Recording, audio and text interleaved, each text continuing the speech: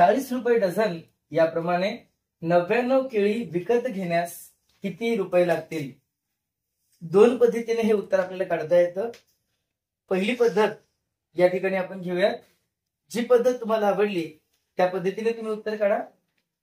लक्षात घ्या, प्रश्नामध्ये डझन आणि त्यानंतर केळीची किंमत दिली आहे. तर आम्हाला पहिल्यांदा एक डझन म्हणजे काय नीट माहित असायला हवं. एक डझन बरोबर 12 नग या ठिकाणी असणार आहे 12 केळी. त्यामुळे एक डझन बरोबर 12 नग लिहिले ते एक डझनला 40 रुपये आहेत. तर 99 केळीला किती रुपये लागणार? म्हणजेच काय झालं पहा, 12 केळी 40 रुपयांना मिळतात. 12 केळी 40 रुपयांना मिळतात. तर 99 केळी किती रुपयाला मिळतील असा प्रश्न आहे. इथे त्रैराशिक तयार झालं. आपण काय करावं, या तिरकस संख्यांचा गुणाकार करतात आणि ही संख्या भागाकारात असते. म्हणजेच 99 गुणिले 40 भागिले 12. बस लिहा इथे 99 गुणिले 40 भागिले 12. या ठिकाणी दोन्हीलाही भाग देऊ शकेल अशा काही संख्या तुम्हाला लक्षात येतील. मी या ठिकाणी पहिल्यांदा 4 ने कडवत आहे. 4 त्रिकम 12, 4 10 40, 3 1 3, 3 त्रिक 9, 3 त्रिक 9 अर्थात 33 गुणिले 10 330 रुपये. म्हणजेच 12 केळी 40 रुपयाला मिळत असतील तर 99 केळी, प्रश्नचिन्ह नव्हे आता उत्तर तयार झालंय, तर 99 केळी 330 रुपयांना मिळतात. एका वाक्यात आपलं उत्तर तयार झालं.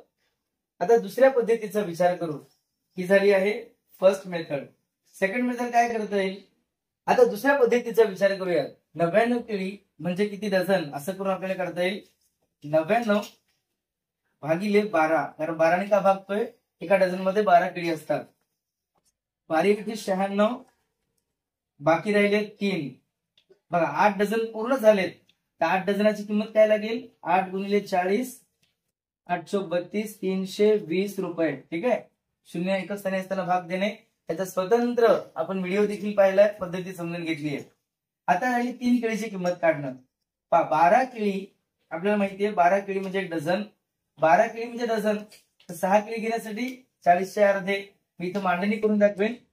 12 केळीला 40 रुपये डझन म्हणून, 6 केळीला त्याच्या अर्धी रुपये आणि मग 3 केळीला परत त्याच्या अर्धे, म्हणजे फक्त 10 रुपये लागतात. ज्या मुलांना ही मांडणी करता येते 12 चे अर्धे 6, 6 चे अर्धे 3, ज्या मुलांना ही गोष्ट लक्षात येते की 12 केळी 40 रुपयाला मिळतात, म्हणजे डझन जर 40 रुपयाला आहे तर अर्धा डझन म्हणजे 6 केळी 20 रुपयाला. त्या 6 केळीपेक्षाही 3 केळी म्हणजे अर्धा केल्या तर किंमतही अजून अर्धी होते, म्हणजे 10 रुपये लागतात. अर्थात 8 डझनचे 40 रुपये लागले आणि केवळ 3 केळीच्या होत्या ना, त्याला इथे गुणाकारापेक्षा मी असे मांडेल 3 केळीची किंमत आम्हाला इथे प्लस करता येईल 10 रुपये आणि ही किंमत झाली आहे 330 रुपये. इथे मुद्दाम गुणाकारात लिहिलं नाही, गुणाकारात लिहायचं असतं तर आम्हाला असं लिहावं लागेल 1/4 डझन गुणिले 40 आणि या पद्धतीने देखील तुम्हाला हे उत्तर तुमचं मांडता येतं. आणि ते बेरजेमध्ये 10 मिसळले 320 आणि 10 330 रुपये झाले. तुम्हाला जी पद्धत सोपी जाते त्या पद्धतीने काम करा. डझनाला नगामध्ये कन्वर्ट करून 99 केळीची किंमत काढता येते किंवा 99 केळीला डझनामध्ये घेऊन परत डझनाच्या भूमिकेतल्या किमतीतनं देखील आपल्याला उत्तर काढता येतं.